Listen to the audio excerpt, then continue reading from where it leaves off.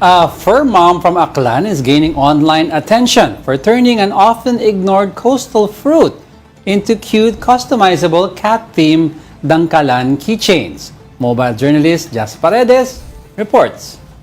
A certified fur mom from Aklan is making waves online for her creativity, crafting cute and colorful dangkalan keychains featuring different cat faces, which can also be customized. She was first known as the Meownai of Choco the Meowdle, where she shared the DIY outfits she made for Choco and her other cats.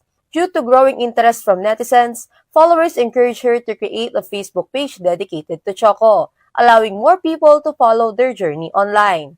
In 2022, she eventually ventured into making her own handmade crafts. Nag-first birthday po kasi si Choco, wala po ako mabilhan ng souvenirs na pang pusa talaga. Ang isipan ko yung dangkalan na yan, hindi pa po siya ganun kaano talaga na pusa. Basta dinuwingan ko lang po siya, pinagdikit siya, at saka pinatungan na may abak ka.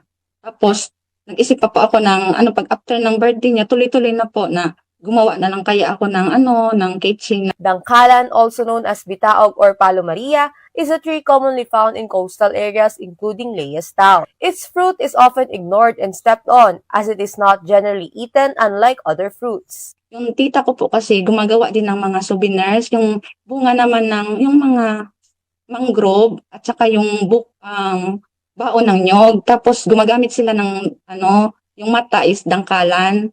Tapos sabi ko, try ko kayang gumawa ng mga keychain naman na mga pusa. Leia personally handles the entire process of making each dangkalan keychain.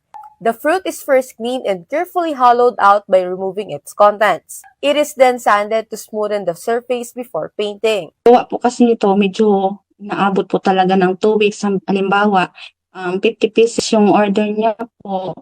Aabot po siya ng 2 weeks. Basta wala lang pong ulan. At tuloy-tuloy po. Kasi hindi po pwedeng magpintura pag maulan, pag medyo malamig. Kasi yung pintura po, nagda-dry po siya. Kasi acrylic po kasi ang gamit ko. Each dangkalan keychain costs 50 pesos, with customized designs offered at the same price. However, Leia is temporarily not accepting orders until March due to the large volume of requests she recently received. Kasi ako lang po talaga kasi ang gumagawa. Baka hindi ko lahat Tapos, pinahiya naman po ako. Yung itong ginagawa ko po, dapat ngayong January natapos na. Ikaso, nag-December ulan po dito hanggang ngayong January, nung nakaraang araw lang po nag-start ng init. Kaya ngayon lang po ako nag-start din ng pagpintura. For Leia, this creative venture is more than just a source of income. It also helps support her 10 rescued cats who continue to inspire her craft and passion.